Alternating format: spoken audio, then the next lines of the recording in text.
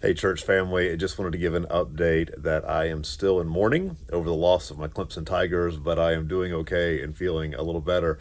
Listen, wanted to share with you a quick story and then also just make an announcement this week as we are super excited and kind of leading up to three services coming back this Sunday. Here's the story. Many years ago, I was at another church here locally, loving that church family. I was working at FedEx at the time. I think I had two children at the time. And I remember hearing that the pastor of that church was going on a 40-day sabbatical.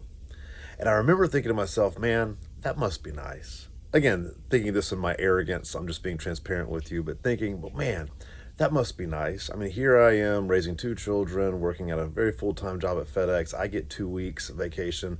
This guy gets 40 days. And I'll never forget just thinking that. Fast forward several years later, I'm about to become a church planter, pastor, and I'm still at FedEx. And I remember my pastor at the time telling me, hey, Adam, listen, when you become a pastor, lots of things change, lots of things happen, but you and your family get a big target on your back from the enemy. And I remember hearing that and kind of tucking it away. And now, fast forward some 12, 13 years later, that pastor was absolutely correct. The spiritual warfare, the spiritual just attack never stops. And again, I don't say that for any reason other than say, yes, I cover your prayers, but in no way am I asking for pity. What I'm trying to do is paint a picture. When I was in my 20s and I heard that my pastor was going on a 40-day sabbatical, in my arrogance, I thought, man, that must be nice. Fast forward all this time, and now I completely understand why a pastor would need just a little bit of time to refresh, to rejuvenate, to plug into his family, get back to just plugging into God without having to do any kind of work because of that. And so, with that, I say that because I want to be someone, and I want our staff and our culture at Restoration to be a staff and a culture that takes care of our people. And so, starting on September 15th, I would like to encourage Justin Cabot, our executive pastor, next gen pastor, to take about a 6 week sabbatical. And for no other reason than just to refresh.